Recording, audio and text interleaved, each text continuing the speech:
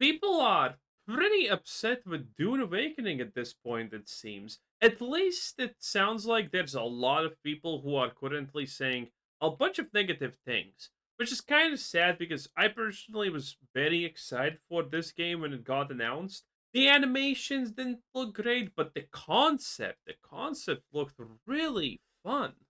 Well, it's time. Let's talk about Dune Awakening. I was originally going to make a video talking about the hilarity that is going to ensue when it comes to PvP and how Funcom has absolutely zero idea of how people actually think and work, which is hilarious considering they have created multiple games that have PvP in them but have apparently learned nothing. Nor have they ever heard of the absolute classic that was Ultima Online. If you know, you know. And seeing as how I am under a strict NDA forbidding me to talk about anything and everything related to the beta, I have to make sure that everything I say is public knowledge. So I'm doing my Okay. due diligence and going through all of their live streams and all of the videos that they have posted on the official Funcom YouTube channel, and I came across the Dune Awakening live stream number 2, Combat, Server/World Structure, and Social Features. I'll link it down below and I'll timestamp it to the part we're about to talk about just for anybody who's extra curious, wants to make sure that I'm not twisting anything, but I'm going to show you everything on the screen right now and let you hear it. So, at 1 hour, 30 minutes, and 32 seconds, Joel and the crew had this to say. Also, I would say get better friends and let them buy you the head start. That's another thing That's I think is another a really option, good yeah. option. That did not sound good in the slightest. That sounds pretty bad. That's the way to go. That's the way to go. Now, normally, I'm a pretty chill person, but trash human behavior like this absolutely lights a fire under my butt. You should just get better friends. That's right, you heard it right here. Your friends are trash because Bro, the average guy has like one friend currently. What do you mean better friends? You understand how high in demand friendship is and how low the supply is? Ah, that's not easy. they didn't buy you access to the Head Start so you can play with them. It doesn't matter that your friends may be responsible human beings and they budget properly and all they could afford was a copy of it for themselves. Get better friends. They're terrible, and you're frankly terrible because you couldn't afford it in the first. Yeah, that is an absolutely harrowing take to say out loud, okay? From a business standpoint, they probably want that, okay? But from a human standpoint, that's completely beyond redeemable, honestly. Just unironically saying that with very little hesitation and whatnot. And yes, this was one of the big things that people were already pretty upset about Dune when they heard it, including myself. And that was the fact that, oh, head start, you say? No wipes, you say? Pay to win, Yoda thinks. Yes. First place. This is a common AAA tactic of gaslighting you into thinking that you and your friends are the problem and not their shady business practices of Now, no AAA company needs to gaslight me. I know I am the problem, and my friends are also the problem. Listen, every single time in World of Warcraft I go into a raid with another clan and I hear how they talk, I instantaneously think, are we the baddies? Look at how nice these people are. Are we really the baddies? And we are. No question about that, pretty much. having a complete game ready to launch, and instead of launching it to everybody at the same time, giving priority access to few people who are willing to give them more money to get access to it early, even though it's completely done, ready to go. And if this sounds bad, by the way, to you, remember, there was this neat little game called Arcade that literally killed itself almost day one by doing this. People were excited, and then the pay-to-win aspect of this came out, and people were extremely non-excited. Streamers abandoned the game, competitive streamers, because that was a time when there was a lot of actual competitiveness to be world first, max level in whatever game, okay?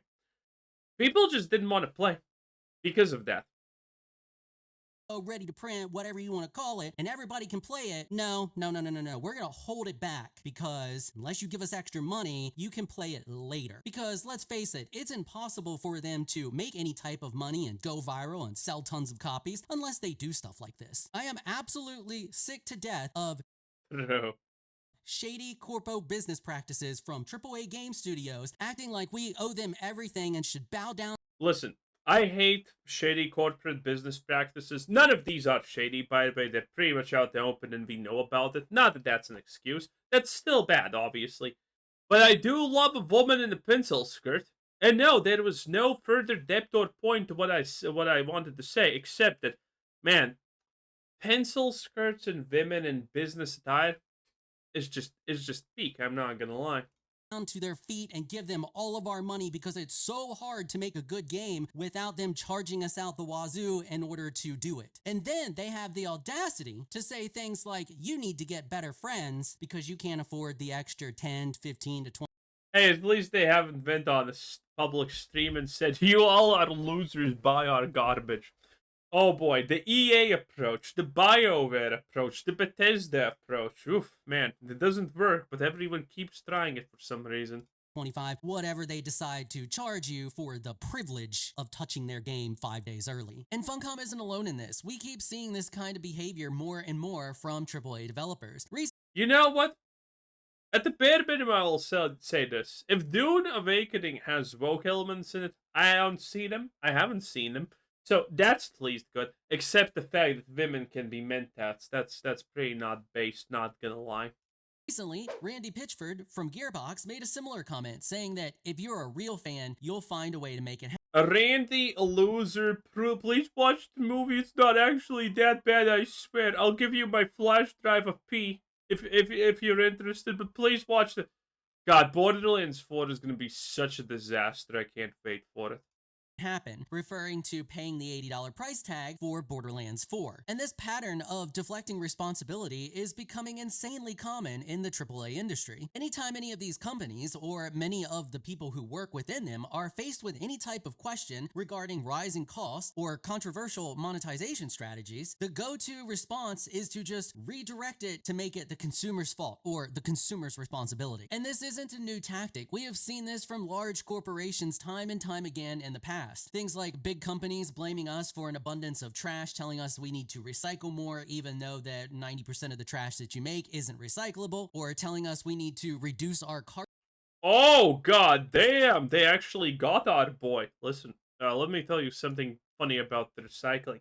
This is a giant psyops. Yes, recycling is a giant psyop. And you know in which way? And it worked perfectly? It's because the reality is, I'm not making shit in plastic. I don't know about you, but I don't have a factory making plastic.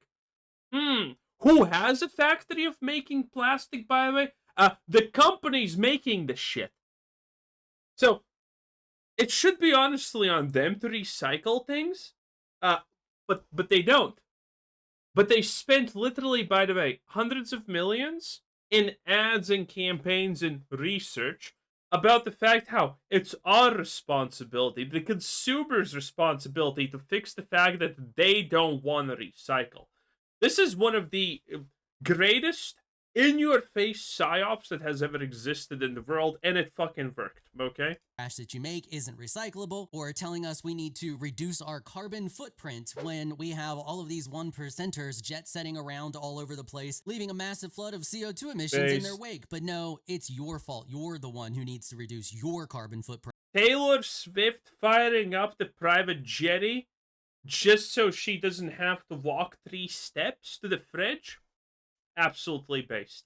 But it's only in the recent past couple of decades that we've seen this kind of behavior eke its way into the gaming space. It used to be a situation where devs just wanted to make good games, and they did, and people bought them, and they made a lot of money from doing so. We didn't have all these random different editions of a video game. You just got the game, and you played it, and then you bought another game, and you played it. And at the same time, since they've started doing these different editions of games, we've also seen the decline in actual value of what you're getting in the different editions. In order to cut their cost even more so they can line their pockets further, they've started to use tactics that give perceived inflation of value for the different editions. Like, let's just take a look at the different editions of Dune. So you have your standard edition. If you don't pre-order... Oh, wow.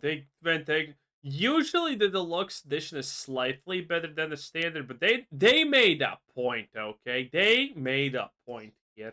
so that they can please their investors even more. The only thing you get is the base game. That's it. And that's going to cost you $50. I think that's fair. $50 seems to be the going rate for most good games these days. They give you anywhere from 20 to 60 hours of content. You should be able to get that from this game. That's reasonable. In order to get anything special with the standard edition, you actually have to pre-order. Let's look at the value of the pre-order item. I'm surprised you don't get the season pass in the standard edition, because usually they tie something that you can buy in the season pass.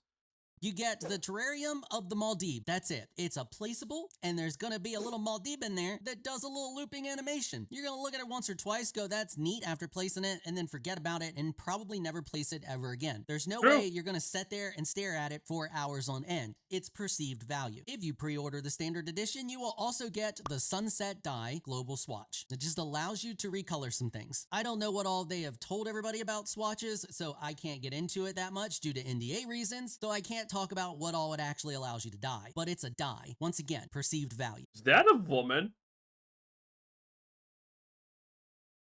I mean, that's supposed to obviously be a Bene Gesserit woman, right?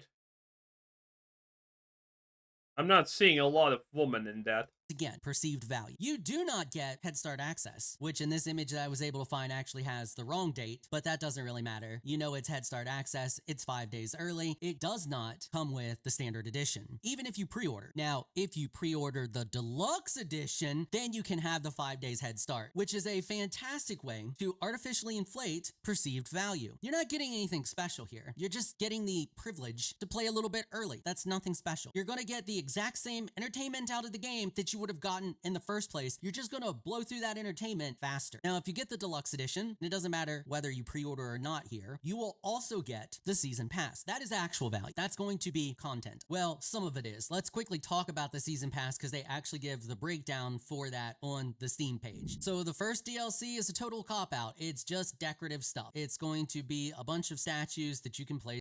Oh boy. That's so much great and stuff. I'm so happy to be a consumer. Consume, consume, consume. Don't ask questions. Just consume more product and get excited for next product, eh? Around your base. The second DLC set to come out sometime between October and December will be actual value. They state that it will be a side story and cosmetics. So you are getting more cosmetics, but also some actual content, hopefully. The third DLC is going to be more cosmetics, just plain old cosmetics. And then last but not least, the fourth DLC set to come out in April or June of 2026 appears to be more content. I don't know. They just state that water is life. The water shipper families are at war, fighting for control of the polar caps of Arrakis. That's it. That's all they state there. That sounds like actual content to me, but who knows? So at least there is some actual real value in the form of gaming content within the season pass. How much that's going to pan out to be, whether that's going to be worth the extra $20 or not, I don't know. It's probably going to vary from person to person, but at least we have actual content there. Next up, you get another digital item of perceived value, a different armor. They said they would not sell power, so therefore this has to be on par with any other armor you can have in the game. It just looks different. But we won't know until it actually comes out, so I'm just gonna have to take them at their word that they are not going to sell power, and this is the case. The deluxe edition. Honestly, this looks already pretty bad. I would kind of easily expect them to sell more power at this point. Will cost you $20 more, so $69.99. But what about the Ultimate Edition? Coming in at $89.99, $90 freaking dollars. It must have astounding value. Hey, I could buy the new Mario Kart for that, which I'm never buying, obviously. Right? Well, I'll let you be the judge of that. So, you get a new building set. You get the 2021 film still suit, so another skin, a digital art book, the digital soundtrack, the blue I love how, by the way, it's now digital art book, digital soundtrack, digital this, digital that. There was a time when there was a reason to buy the Ultimate Editions or whatever if you were excited for a game, because that had actually, value in it. Anyone remember Fallout 76? The duffel bag? Yeah, that was actual value. Said no one ever. But I mean, at least it was physical. At least I could put my penis on it. I mean, at least I physically could touch it. Dasher Ornithopter swatch so you can recolor your ornithopter, and the Dust Rider Sandbike swatch so that you can recolor your sandbike. So they're gonna give you access to a bunch of pictures, a soundtrack that you could probably find on Spotify, 2 skins, and 2 recolors for another $20. So I sit here looking at all these different editions as I go over them with you and all their little digital trinkets that they throw in there in order to give you perceived value, thinking about how they want to shift the blame to you in order to make it seem like it's your fault or your friend's fault that you can't afford these different editions. And I realized that most of this doesn't really matter because most of you who are watching this video have probably already bought one of these editions, and it really isn't going to change anything. They have done a really good job at Why though? I mean, people buy it, but there's like, I don't see any value in any of this, to be honest. So building hype around this game, so much so that people can't wait to play it now, let alone waiting another 5 days. The whole system is a system that relies heavily on hype, and us content creators are part of the freaking problem. I am part of the problem. And you're over there like, well, Firespark, does this mean you're not going to cover the game? Well, of course I'm going to cover the game if it's popular. They've already given me a key to the deluxe edition. I'll be streaming it on June 5th, the day that it drops for the Head Start people. And you're like, but doesn't that make you a bit of a hypocrite? Well, yeah, I guess it does. But the difference is I'm not going to sit here and blow smoke up your butt and tell you that it's your fault. I'm going to take ownership of the fact that I chose to make a video game channel that covers popular video games. And just like every other content creator, what I make content about is ultimately decided on by the will of the masses. You can either vibe with that or not. Either way, I get it. But I got bills to pay just like you do. And I'm sure there's going to be someone out there who wants to stand up for the corpos and White Knight for them and be like, oh, it was just a joke. Don't take it so serious. Why you gotta be so serious? But that's how it always starts. A little joke, oh little boy. meme, maybe a little comment, a little side comment. Listen, people who tell you, "Oh, why do you care? It's just something that actively is gonna make your experience worse," are the problem. I'm not gonna lie; these people don't deserve anything. Okay, Dune Awakening being bad game is a problem because if it's successful, it's a bad game. It's gonna push more developers to make shit like it. Okay. There is an ingrained reason for me to wish that bad predatory things in gaming just don't happen. The same as in real life. Because, honestly, games have more impact than just on gamers. Make a bad game, make it predatory, it makes a lot of money. Some other industry is going to look at it and say, oh, look at that. They sold trash and made a lot of money. Now, I wonder how can we apply that to bread? And that's how we ruin the world.